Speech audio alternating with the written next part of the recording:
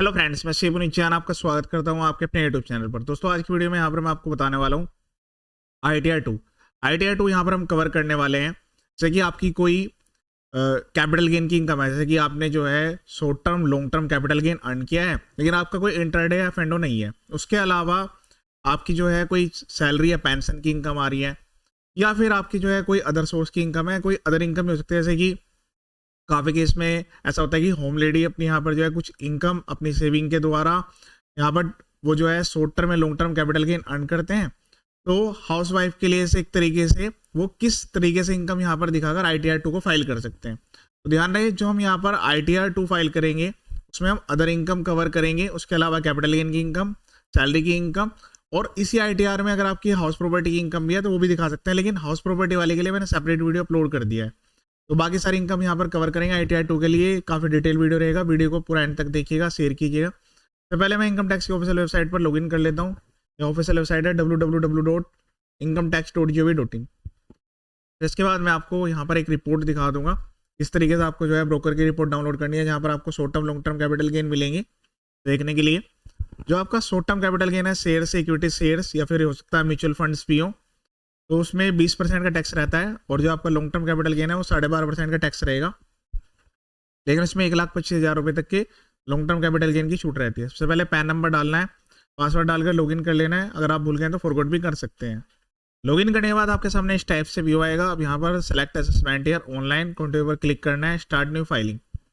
फिर उसके बाद यहाँ पर आपको AIS और 26 AIS जरूर चेक कर लेना है। मैं आपको AIS दिखा देता हूँ। इसमें यहाँ पर जैसे कि मैंने आपको बताया, कुछ यहाँ पर अदर इनकम आई हुई है, डिविडेंड की इनकम है, इंटरेस्ट की इनकम है, और उसके अलावा कैपिटल गेन्स की इनकम है। कुछ डाटा कॉन्फिडेंशियल है, उसको यहाँ पर हाइड किया गया है। देखिए, यहाँ पर जो है मल्टीपल इनकम्स इन्वॉल्व है, डिविडेंड, सेविंग बैंक से इंटरेस्ट के अलावा इक्विटी शेयर्स में सेल किए गए हैं। तो लॉन्ग टर्म और शॉर्ट टर्म दोनों यहाँ पर जो है कैपिटल गेन भी है। अब यहाँ पर इंडिविजुअल सेलेक्ट करने के बाद प्रोसीड, उसके बाद ITR 2, देन उसके बाद प्रोसीड विद ITR 2, ओके पर क्लिक करना है। उसके बाद लेट्स गेट स्टार्टेड पर क्लिक कर लेना है। ऐसा कोई जरूरी नहीं कि हर टाइप में सबकी हर टाइप की इनकम हो, केवल ITR 2 यहाँ पर एप्लीकेबल रहती है जहाँ आपके शॉर्ट टर्म कैपिटल गेन हो रहा है। उसके अलावा आपने कोई वर्चुअल डिजिटल एसेट जैसे क्रिप्टो में कोई डील कर लिया, ऑनलाइन गेमिंग की कोई इनकम आ गई, जहाँ पर आपकी बिजनेस या प्रोफेशन नहीं है, वहाँ ITR 2 फाइल हो सकती है आसानी से। मैं सिंपल आसान प्रोसेस आपको बताऊंगा। कंटिन्यू पर क्लिक करने के बाद इनकम, तो सैलरी की इनकम, हाउस प्रॉपर्टी हम यहाँ पर कवर नहीं कर रहे हैं, कैपिटल गेन की इनकम।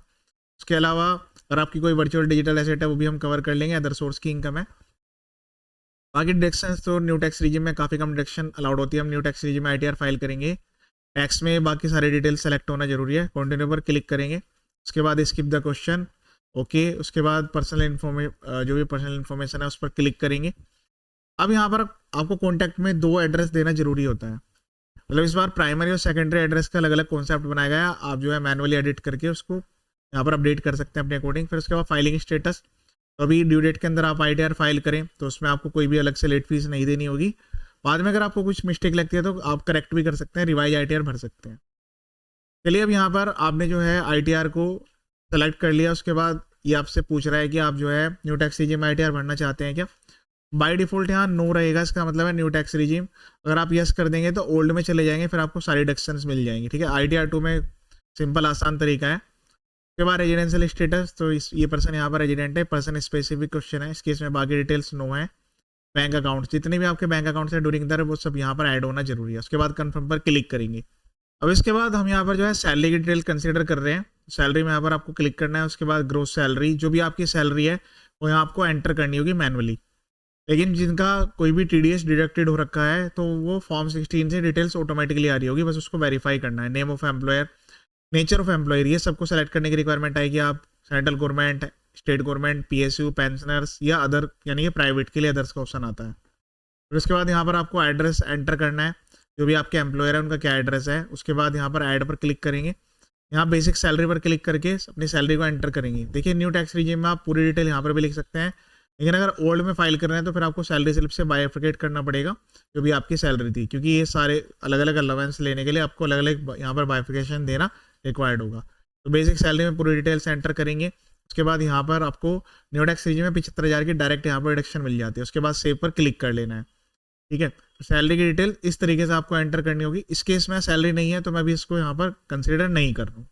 उसके बाद बात करते हैं कैपिटल गेन। तो कैपिटल गेन के स्केड्यूल पर क्लिक करेंगे। यहाँ पर आपको शॉर्ट टर्म और लॉन्ग टर्म दो ऑप्शन देखने के लिए मिलेंगे। शॉर्ट टर्म की डिटेल यहाँ एंटर होगी और लॉन्ग टर्म की यहाँ पर। तो आपको इस तरीके से स्टेटमेंट डाउनलोड कर लेनी है। देखिए यहाँ पर हर ब्रोकर का जो यहाँ पर स्टेटमेंट है उसका फॉर्मेट अलग अलग हो सकता है, लेकिन आपको इसमें से आइडेंटिफाई करना है आपके इंटरडे की क्या ट्रांजेक्शन है। देखिए इसमें इंटरडे की कोई ट्रांजेक्शन नहीं है, उसके अलावा फ्यूचर ऑप्शंस भी नहीं है। शॉर्ट टर्म के कुछ प्रॉफिट है, लॉन्ग टर्म के कुछ प्रॉफिट है, उनकी यहाँ पर प्रॉपर लिस्ट भी दी रहती है। तरीके से आप यहाँ पर देख लेंगे तो पूरी लिस्ट आ रही होगी। हो सकता है आपके केस में ज़्यादा ट्रांजेक्शन हो, तो जो आपकी सेल की वैल्यू है उनका टोटल करना होता है, परचेज की वैल्यू का टोटल करना होता है आपको। अब पहले मैं शॉर्ट टर्म एंटर करूंगा, फिर उसके बाद लॉन्ग टर्म। तो इसमें जो ट्रेड्स है वो काफ़ी कम लिए गए आपके केस में। कितने भी ट्रांजेक्शन्स हैं प्रोसीजर यही रहने वाला है। सेल वैल्यू का टोटल करेंगे, उसके बाद बाय वैल्यू का, और इनके यहाँ पर जो है आपको ट्रेड वाइज रिपोर्ट भी मिलेगी। तो उससे आपको पीरियडिसिटी पता लग जाएगी कि किस पीरियड के बीच में। यहाँ देखिए मल्टीपल सेट्स है, trade wise reports, mutual funds, future options, ये सारी डिटेल्स हैं। तो आपको डेट वाइज भी इसकी समरी मिल जाएगी। तो आपको सबसे पहले सेल की वैल्यू चेक कर लेनी है। जैसे इसमें 139049 शॉर्ट टर्म के लिए हम क्लिक करेंगे। पहले शॉर्ट टर्म पर क्लिक करना है, उसके लिए यहाँ पर आपको सेकंड नंबर वाले ऑप्शन पर क्लिक करना है, ऐड पर क्लिक करना है। यहाँ से 111 है, सेलेक्ट कर लेना है। अब जो सेल की वैल्यू है, मतलब जो शेयर्स की टोटल सेल वैल्यू है वो यहाँ पर एंटर कर देगी। यहाँ सेल की वैल्यू एंटर होगी, उसके बाद यहाँ पर जो आपको परचेज की वैल्यू एंटर करनी है। इसमें एक ऑप्शन और भी होता है कि जो इससे रिगार्डिंग आपके रिलेटेड डायरेक्ट एक्सपेंस है वो भी आपको अलाउड होते हैं, वो आप क्लेम कर सकते हैं। जैसे कि एसटीटी को छोड़कर बाकी कैपिटल गेन में अलाउड है, बाकी अदर एक्सपेंस भी आप ले सकते हैं। अगर आपका इंटरडे या बिजनेस है उसमें एसटीटी भी आप ले सकते हैं। तरीके से आपको डिटेल लिखनी है। इसका में एक जगह पर बाइफर्केशन और भी देना है। तो इसमें 4571 का यहाँ पर जो है गेन हो रखा है इस केस में। तो ये हमने एंटर किया अभी शॉर्ट टर्म की डिटेल्स, ठीक है। अब इसके बाद हम यहाँ एंटर कर लेंगे जो हमारी लॉन्ग टर्म की डिटेल्स है। तो लॉन्ग टर्म कैपिटल गेन पर क्लिक करेंगे। इसको यहाँ पर पेज को स्क्रॉल करना है, पॉइंट नंबर 3 में आना है, एडिट पर क्लिक करना है। ये स्केड्यूल 111 है, उसके बाद एड अनदर, उसके बाद स्क्रिप्ट, क्योंकि ये 31 जनवरी 2018 के बाद में बाय हुआ है। यहाँ पर आपको सेल की वैल्यू लिखनी है, फुल वैल्यू ऑफ कंसिडरेशन, और यहाँ पर परचेज की। इस तरीके से यहाँ पर डिटेल एंटर होगी, यहाँ सेल की वैल्यू, यहाँ परचेज की, और इससे रिलेटेड जो एक्सपेंस है वो भी आप क्लेम कर सकते हैं। कौन कौन से एक्सपेंस अलाउड है उसके लिए सेपरेट वीडियो मैंने अपने यूट्यूब चैनल पर अपलोड किया हुआ है। तो इस केस में लॉस आया हुआ है, ठीक है। सेव पर क्लिक करना है। ऐसा नहीं है कि आपका लॉस है तो आप इस डिटेल को छोड़ देंगे, हो सकता है अगले साल में आपको प्रॉफिट आ जाए, फिर इसको आपको एडजस्टमेंट करने के लिए मिल जाएगा सेट ऑफ आपके कैरी फॉरवर्ड वाले रूल्स हैं उनके अकॉर्डिंग।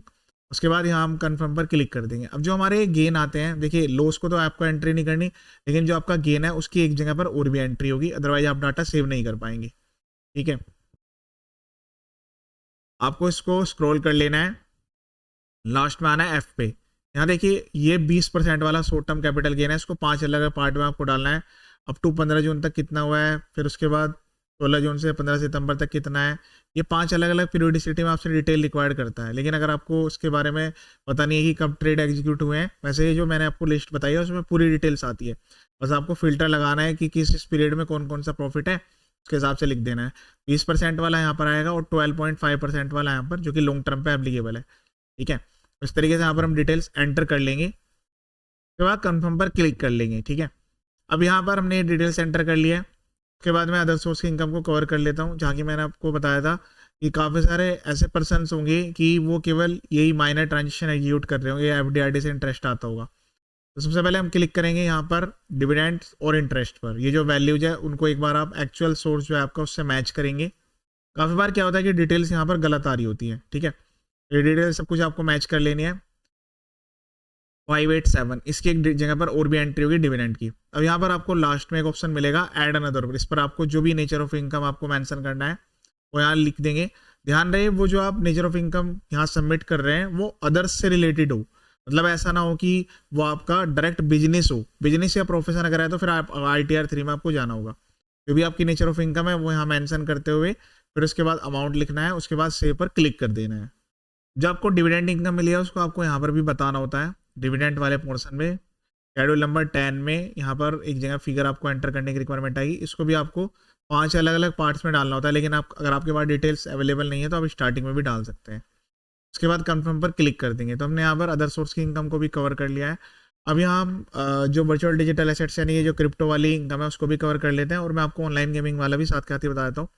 जो आपका ऑनलाइन गेमिंग वाला है वो अदर सोर्स में ही कवर होता है। कोई आपका गेमिंग से या किसी भी टाइप से आपने क्योंकि अदर नेचर की है और स्पेशल रेट से टैक्सेबल है वो अर्निंग की है, तो इसमें सेकंड वाला पार्ट आता है, यहाँ पर आपको एडिट करना है। जैसे कि आपने लॉटरीज, क्रॉसवर्ड, पजल से कोई भी इनकम अर्न की है, तो यहाँ आप एडिट करेंगे और उसकी डिटेल्स यहाँ पर आपको भरनी है। इसके साथ साथ ध्यान रखिएगा जो डिटेल आप यहाँ पर डाल रहे हैं उसका बाइफर्केशन आपको टेबल नंबर 10 में भी देना है, ठीक है।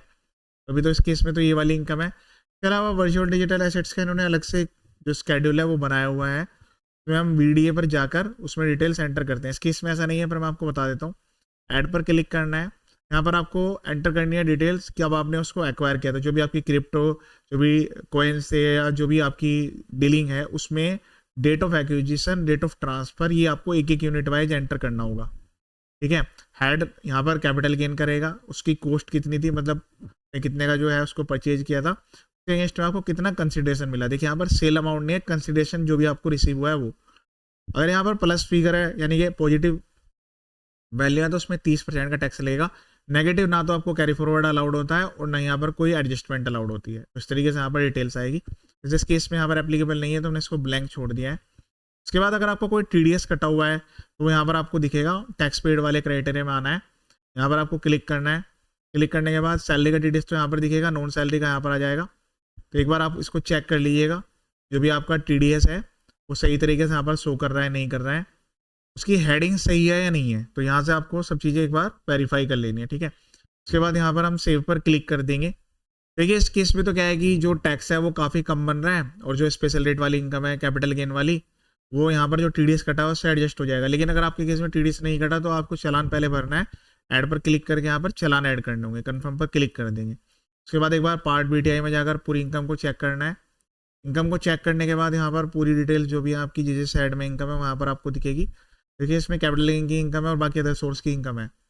यहाँ पर जो लॉस है वो यहाँ पर आगे कैरी फॉरवर्ड हो रहा है, वह कन्फर्म पर क्लिक कर देंगे। पार्ट BTI पर क्लिक करेंगे तो यहाँ पर आपकी कंप्यूटेशन ऑफ इनकम आपको शो करेगी। तो एक बार वेरीफाई कर लेना है पूरा। ये टोटल टैक्स जो है वो इतना बन रहा है, इसमें से आपको 87 की रिबेट ऑटोमेटिकली मिल गई है और जो आपका टैक्स पेबल है वो ये है। लेकिन इसमें TDS कटा हुआ है FD वाले केस में, FD का ब्याज था, तो इसमें से जो एडजस्टमेंट होने के बाद नेट आपको रिफंड मिलेगा। कन्फर्म पर क्लिक करेंगे। उसके बाद यहाँ पर प्रोसीड टू वेरिफिकेशन पर क्लिक करना है। उसके बाद आपको जो है नेम वाले ऑप्शन को टिक करना है, यहाँ पर प्लेस एंटर करना है। उसके बाद प्रोसीड टू वैलिडेट पर क्लिक करेंगे। उसके बाद यहाँ पर वैलिडेशन सक्सेसफुल का मैसेज आएगा। प्रीव्यू पर क्लिक करके ITR को प्रीव्यू कर लेना है। अगर कुछ एडिट करना है तो एडिट भी कर सकते हैं। उसके बाद यहाँ आपको पेज को स्क्रॉल करना है, प्रोसीड टू वैलिडेट पर क्लिक करना है। उसके बाद यहाँ पर मैसेज आएगा validation successful, proceed to verification. उसके बाद E-वेरीफाई नाउ पर क्लिक करेंगे। उसके बाद यहाँ पर कंटिन्यू पर क्लिक करना है। उसके बाद पहले वाले ऑप्शन को टिक करेंगे, आधार OTP। कंटिन्यू पर क्लिक करेंगे। I agree to validate generate Aadhaar OTP पर क्लिक करना है। तो आपके आधार में रजिस्टर्ड मोबाइल नंबर है उस पर OTP जाएगा।